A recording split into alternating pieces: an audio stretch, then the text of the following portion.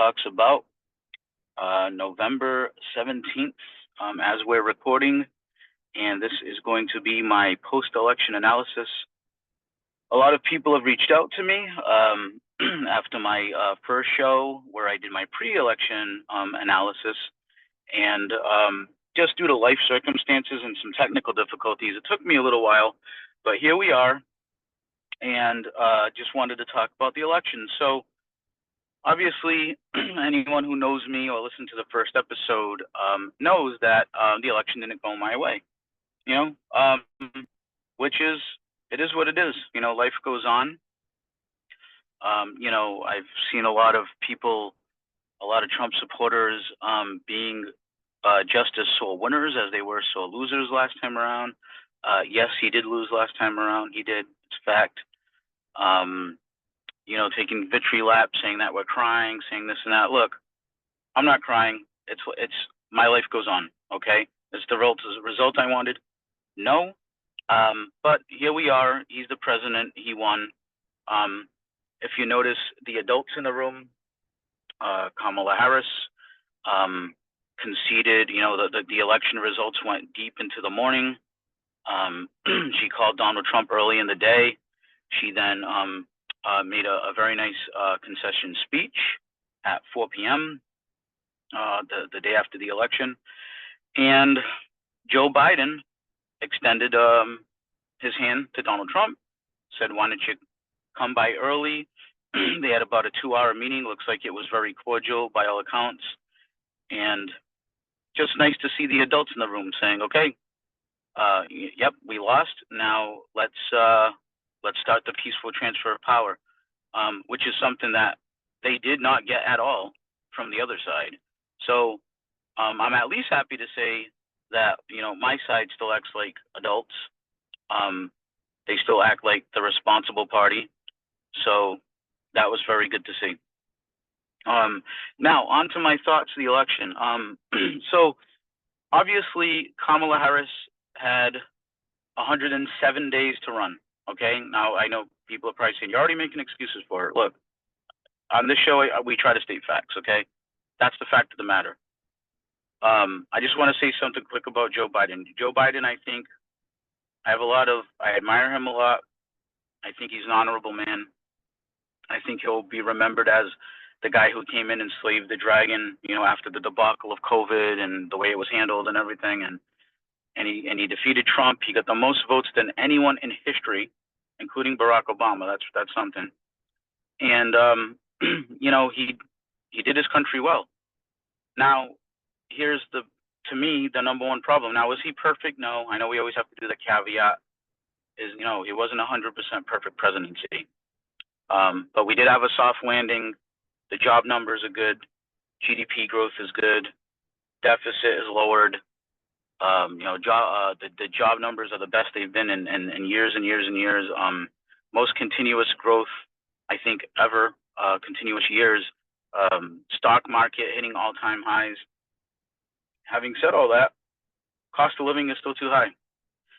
Inflation, which at this point calling it inflation is a joke when there's record corporate profits. But things like that, you know, the Democrats just couldn't outrun. So back to Joe Biden. I think Joe Biden's number one sin was he should have dropped out earlier. He should have always been a transitional president. I think he's 81. And, you know, that's just, you know, you look at him, you look at his movements, you know, you listen to his speech patterns. It's obviously more of a struggle for him now than even it was in the beginning of his term. I think 2 years in, it should have been obvious that Joe Biden should have said, then I'm going to make way. You know, not now like he did with 107 days to go. Then is when he should have said, I'm going to make way. We're going to have a primary. We're going to do this and that. Would it still be Kamala Harris? Possibly. She was still the vice president. I think a lot of people probably would have thrown support behind her. He did endorse her. I mean, I've seen some Democrats with the infighting taking offense to that. Was he not going to endorse his vice presidential pick? I mean, sounds kind of funny to me. But at the end of the day, I think that's where Biden did a disservice to the Democrats. in general into Kamala Harris. It wasn't intentional. I don't think so. But like I said, I want to state facts here. It was definitely put her at an uphill climb. And I just don't think she could outrun the cost of living problems in America. All those stats I said before are great, but here's the bottom line. If you're an average person and groceries are too high and rent's too high and mortgages are going up and car insurance is going up and everything's going up and wages aren't going up, then you're not going to care about those great economic numbers. Yes, they're good, but is that going to matter to you? Probably not. So Kamala Harris had a big mountain to climb. She had there was a record with how short of a time she had to do it, and she just couldn't overcome it, unfortunately, for her and for a lot of us. But at the end of the day, Donald Trump won. Like I said, I'm not going to sit here and make excuses. I'm just stating facts, and I'm stating things that happen. So the media is already at it, the quote-unquote liberal media we keep hearing about. A couple of things that I take a little offense to.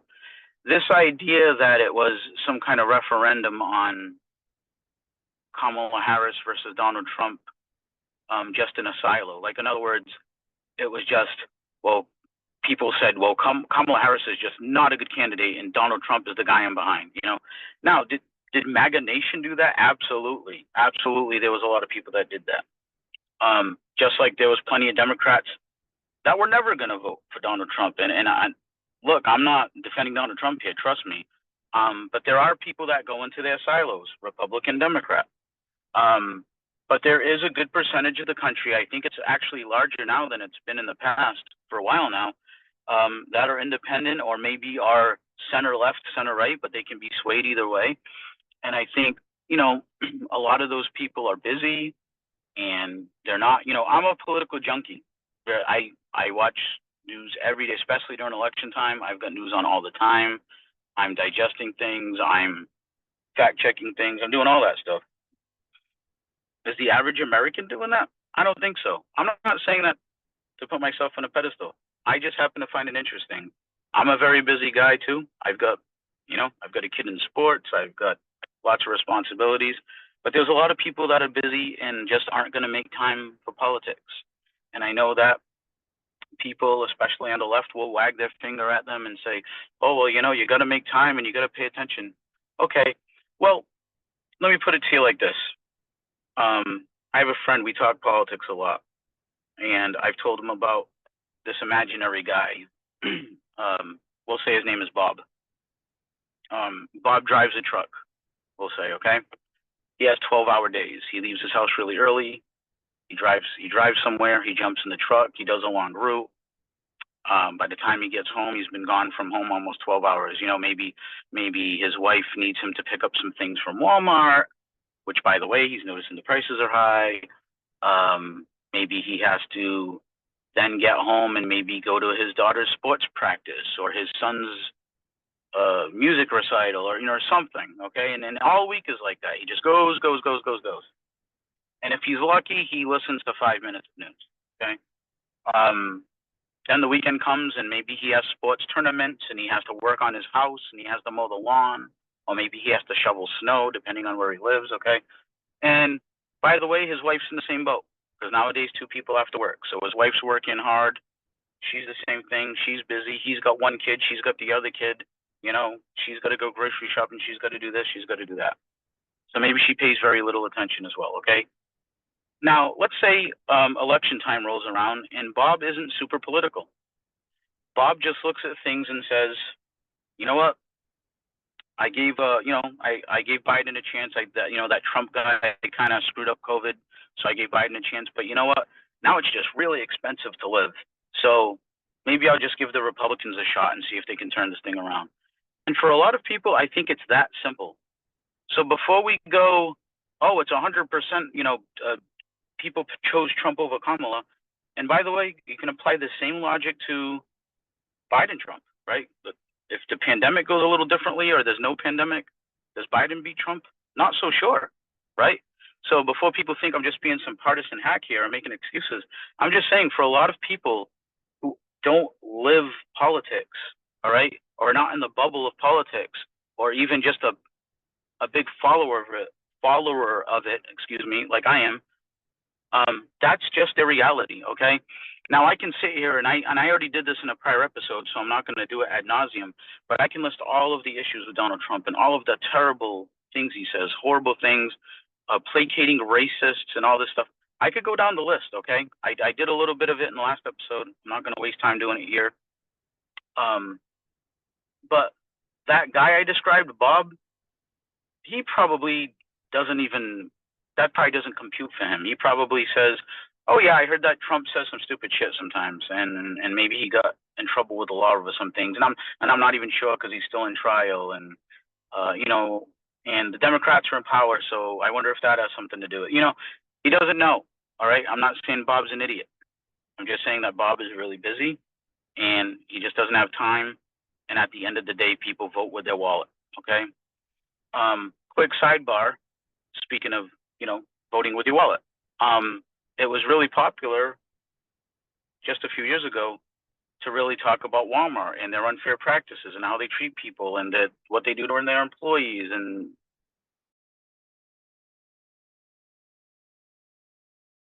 how they're putting smaller businesses under and this and this and that, right?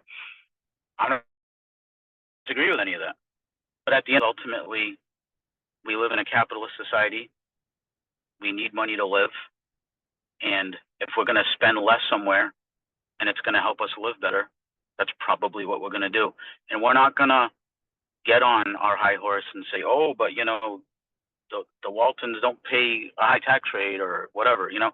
Same thing with Amazon, right? A lot of people have a lot of criticisms of Jeff Bezos. Again, I'm not saying they're unfounded, but at the end of the day, if you're sitting in your home and something's cheaper on Amazon and you can't get it right away at a regular store, or you just don't have time to get out, maybe you're Bob, you don't have time to go to the store, it's a lot easier to click that Amazon button, you press it, you get your stuff delivered to your door the next day.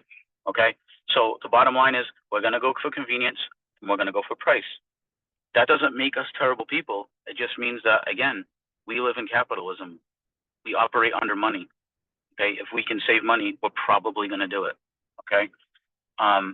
So back to that, I think there's a lot of Bobs and his wife and his family out there in the world that it's not super partisan for them. It's not the personality. It's not they love Trump or they love Biden or they love Kamala or they love Barack Obama. A lot of them, I think it was simply, you know, after Bush, the wars and all that stuff, the housing market crash. Hey, let's give that Obama guy a shot, okay? 4 years of Obama, pretty good. Let's give him another shot. Boom, okay, we get him in. Trump comes in, you've got historic unpopularity, him and Hillary Clinton.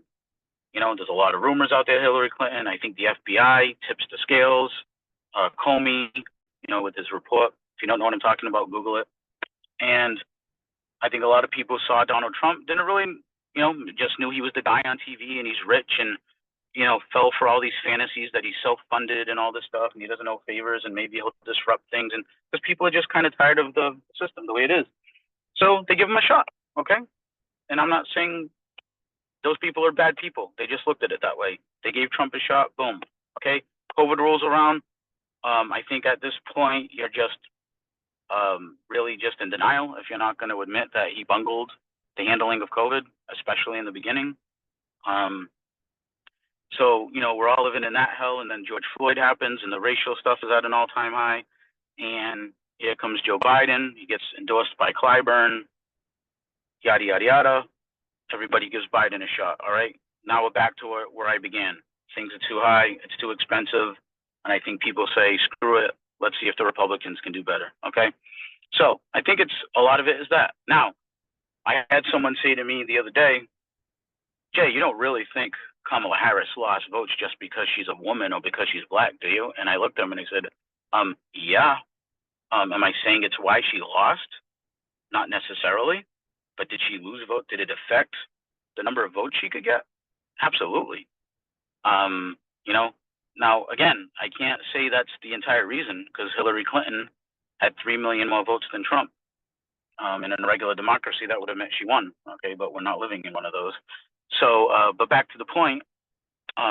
Yes, there was a combination of things. There was dyed-in-the-wool MAGA people, just like there's dyed-in-the-wool Democrats, just like, you know, But at the end of the day, I think Democrats and Republicans don't realize, and I think Democrats are losing touch with this a little bit more, if we're being honest, that there are just regular people in the middle that don't breathe, eat, and shit politics and don't know all the nuances about everything and don't care about if Trump is some kind of perceived threat. They just looked at things and said, it's too expensive. Let's give the other guy a shot. And I really think a lot of it was that simple. Now, back to the media. I want to bring this up because, the media loves their slogans and their catchphrases and, whatever. And, it's being said that, it's the red tsunami, the red tidal wave. Pick your natural disaster, the red volcano where the lava comes and just disintegrates all the Democrats in their path. Okay, yeah, Trump did win 312 to 226. So I'm not saying he didn't win and win well. He did. But let's dig into things a little bit here. Okay, let's look at some battlegrounds because I'm hearing like, oh, he swept them and it was such a stomping. Okay, Wisconsin, Donald Trump won 49.7% to 48.8%. Okay. Let's do Michigan. 49.7% to 48.3%. Pennsylvania. 50.4% to 48.6%. Georgia, 51%, 49%. Arizona, a little more handily, 52.47. Nevada, 51.47. Okay, but my point is, 4 of those big battlegrounds we just covered, right? Trump won by very, very slim margins of the percentage of people there, okay? And so again, I'm not trying to do any mental gymnastics here. I'm not trying to say he didn't win. He won. But this whole idea of that it was this absolute stomping and he has an absolute mandate and everybody just shouts. I'm hearing a lot of that on the new. I'm seeing people like Sean Michael Singleton the other day on CNN. It was like everything Abby Phillips said to him. His response was, "Well, he won, Abby. Well, he won. Well, he won. Yeah, he won. Okay, you guys didn't shut up for the entire 8 years of Obama and the last 4 years of Joe Biden, and they won. And Obama won handily in the Electoral College and the popular vote twice, 8 years in a row. Okay, and you know what? Nobody should have to be quiet. It's America. Okay, but my point is, just because he won, okay, even the popular vote, by the way, 50.1% to 48.3. Okay, he had, as of this recording, a little over 76,000 votes, and Kamala Harris had almost 76 million. Kamala Harris had almost 74 million. Again, he won, obviously, but this idea that it's like the Democrats should need to just be quiet and go in the corner now. No, the answer can't be to everything, well, he won. If he's doing bad stuff, we need to call it out. If he's trying to get away with things, we're going to speak on it. Okay, you guys made shit up. You had QAnon, you had Pizzagate, you had my point is, he won, but it wasn't this gigantic flogging like he won by 70% in all the battleground states or whatever. There's still Democrats out there, and we still have a voice. Okay, so I just wanted to speak on that a little bit because the media narrative about this, unabashed tidal wave. Again, I think a lot of this was, it's the economy, stupid, like James Carville says, right? And it was just an insurmountable thing for Kamala Harris. And look, I'm not trying to be an elitist or wag the finger. I just spoke out about that. But let's look at the facts here. The number one Google search on election day was, did Biden drop out? That's how disengaged people are. All right. So believe it or not, a lot of people in this country went to the polls and didn't realize that they couldn't vote for Joe Biden. The top 2 Google searches the next day were, what's a tariff and can I change my vote? Okay. So am I saying Trump didn't win? No. But am I saying that, what I am saying is that this idea that because he won, we just have to sit down and shut up. Well, that's not happening. And you guys didn't do it on the other side, and nor should you have to, and nor should we. Okay. So let's just stop that, media. Okay. Now I want to talk about my friends, the Democrats. I'm one of you.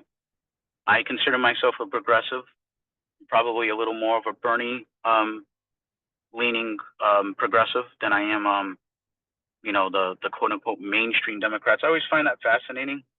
The idea that the people like Bernie are the quote unquote far left, even though the vast majority of Americans, Republicans included, agree with his positions and his policies, especially when it comes to universal health care and college.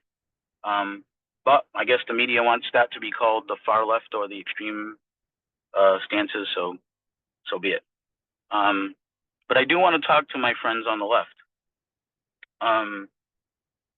There is a percentage. So like I spoke about earlier, you've got MAGA, you've got people that are liberals, they're going to be in their silos, period. Okay.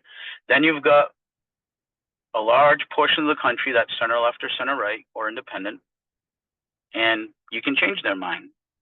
And the Democrats have to kind of look at what's going on within some of these conversations. Now, to be fair, again, we're going to talk about my friend, the media here. Everyone gets painted with a broad brush, right? So if the far left has a wacky position and it gets amplified on TikTok and Twitter and all these other cesspools, people are just going to say, quote unquote, the left. That's what the left thinks. There's a lot of things Kamala Harris and Joe Biden didn't agree with the quote unquote far left. For example, when Biden ran, he ran as far away as he could from defund the police. It was one of the stupidest phrases ever. I remember sitting in union meetings and like imploring my union to please not use that language because it was ridiculous. And Trump was already touring the country saying, when you call 911, they're not coming, folks. They're defunding the police, And we were kind of giving him that on a silver platter, okay? But back to my point, the left does, though, have to think about the Democratic Party has to think about language and outrage and pearl clutching and all that stuff, okay? Now, the reason that I bring this up, I've been in diversity trainings and talks. I've been in groups of people that I feel are mostly like-minded and probably mean well. But we have to stop with the attacking and with the shaming, okay?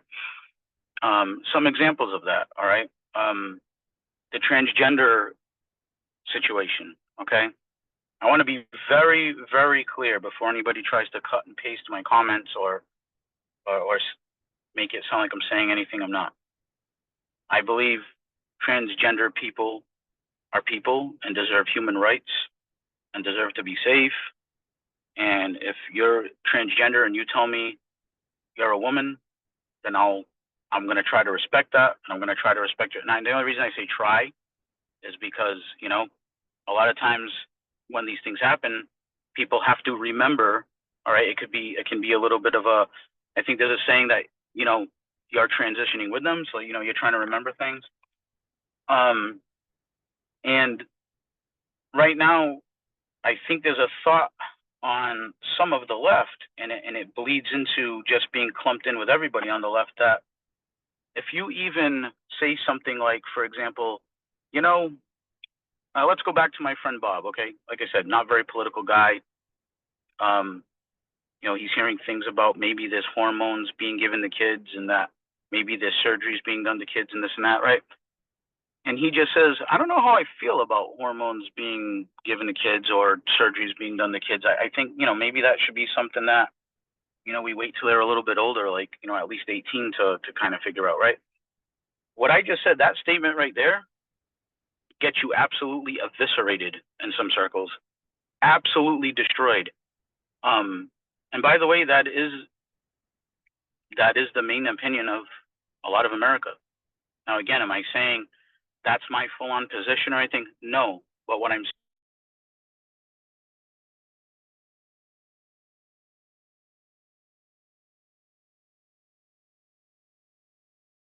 saying is we have to be able to be canceled, okay? Seth Moulton, one of our politicians, talked about this.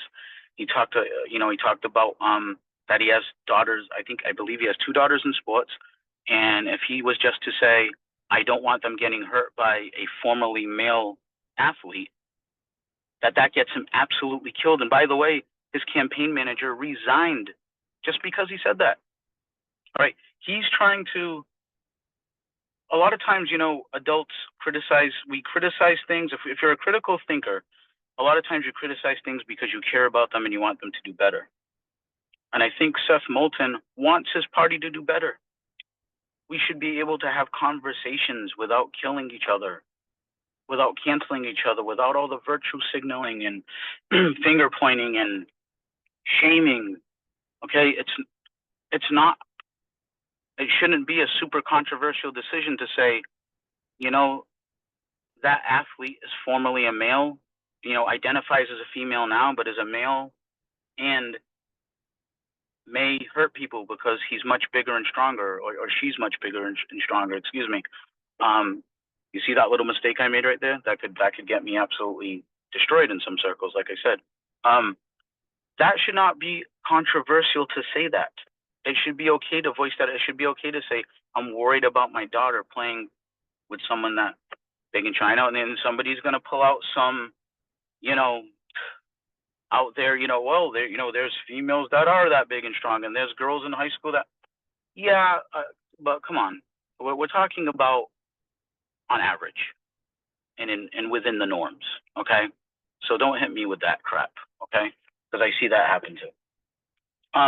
That's one example of where we need to stop jumping down people's throats. Look, I consider myself an ally to the LGBTQIA plus community, right?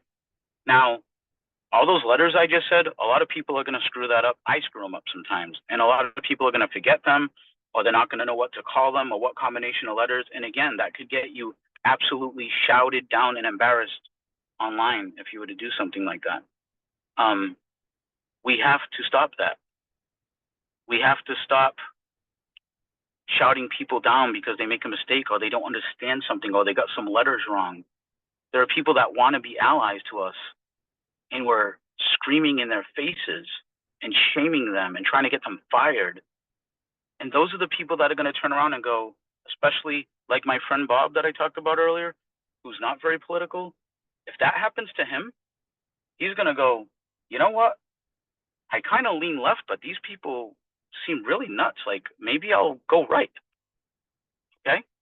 And maybe, just maybe, we have to think about the fact that we might have pushed some people into the arms of a madman. Okay? A guy that just won the election. So think about that. And another thing I want to say too is, and people are probably going to laugh at this, and this is another problem, I think, especially for the quote unquote left. There is the plight of the white man right now. Now, I know a lot of people probably are laughing at this as soon as I said that. Oh, white men have it so tough. Sure, they do. Look, are white men historically in positions of privilege and power? And yeah, absolutely, sure, of course. Okay, but that's not all white men. There is a large portion of white men, especially in poorer red states. And yes, you could say they do it to themselves with how they vote. Okay, whatever. Here's the reality. There's a lot of white men that don't want to hear that they're privileged or that they're racist, even if they don't know it, by the way, they're subliminally racist. Basically, should have no say, no opinion, go in the corner, shut up, sit down. That needs to stop, okay? Because white males are feeling like, if all you're told by one side, even if it's the extreme of one side, but again, that gets amplified in the age of social media. If you're told that you're toxic and you're racist and you're privileged and you have everything easy, and you're a poor guy who's, you're just happen to be a white guy who's scraping by, and yeah, you actually don't think you're racist and you try to be a good person. If one side is screaming that and bunching you in with people like that, again, you may go the other way. And I can't say I would 100% blame you in that scenario. So that's another thing we need to do. There's been studies done in the last couple of years about white males feeling extra lonely and dying younger and being more addicted to drugs. And, not every white person has it easy. Throughout history, have white men? Yes. The answer is yes. But can we please acknowledge that there are white males among us every day that have it tough, and just constantly telling them that they have it easy and they're privileged and they're toxic and they're racist, even if they don't feel they are, that's not a way to talk to people. And that's certainly a good way to alienate a large percentage of one of the larger population centers in the country. Okay. Does that mean we don't call out racism when we see it, or we don't call out misogyny and the stupid stuff that's going on right now with the your body, my choice, all that shit? Of course not. Of course we call all that out and we call it out. But can we stop grouping people together and doing that? This is me imploring to the Democratic Party. Stop that. And I know it's not the whole Democratic. Kamala Harris didn't do that. Okay, I know probably if you watch Fox News or something, they'll say she did. She didn't. Okay, but there is a portion of the left that does this, and if they don't stop it, and we don't stop all getting painted with this brush, we're going to continue to lose elections. So that's something that I think we need to take a hard look at. So there's many reasons, like I stated, that I think the election went the way it did. The number one reason is I think you had a black woman who's already in an uphill battle with a mountain to climb with the cost of living, and I just don't think it was enough. I just don't think she could overcome it, especially with only 107 days to do it. So for that, I do point the finger at Joe Biden. But at the end of the day, I think the Democrats also have to do a little soul searching, and we have to look at, as a party, and again, I know it's not all of us, because it's certainly not me, okay? But there is a portion of our party that I think, instead of us kowtowing to, maybe we should start, I don't want to say silencing them, but maybe we should start looking at them as the outliers instead of them looking at us as the outliers, okay? Because right now, that's not going to help us win anything if we continue down this path, okay? That was my post-election analysis in a nutshell. I'm sorry it was so late. It was the best I could do on my schedule. We're definitely going to be talking more politics as we roll along. I had promised some wrestling that didn't happen last week, but it is going to happen. It's going to happen shortly. I'm going to be doing another recording after this, and it's going to be the Week in Wrestling. So if you're a wrestling fan, thank you for being patient with me. It's coming. But to my Democrats, my Democratic friends, keep your heads up. I love you. And if anyone took offense to anything I said, it's like I said, I want things to get better, okay? I've often said that simple-minded people, they look at things like toddlers do. My daddy's the best. My daddy's the strongest. My daddy's never wrong, okay? Critical thinkers look at things more like an older child and will say things like, you know what, I really love my dad, but I wish he wouldn't say this sometimes. And I say that because I want him to do better and I love him. And that's kind of how I look at it, okay? So again, thank you for listening, and please tune in for my wrestling review, the Week in Wrestling, the week of November 11. I'm going to be putting that up shortly. Want to give a shout out to Matt Martinez, my cousin, part of Reality 508, that music you hear in the beginning. Google them, look them up on all your music platforms. All right, everybody, take care of yourself. Thanks for listening, and I will be back to talk some wrestling real soon.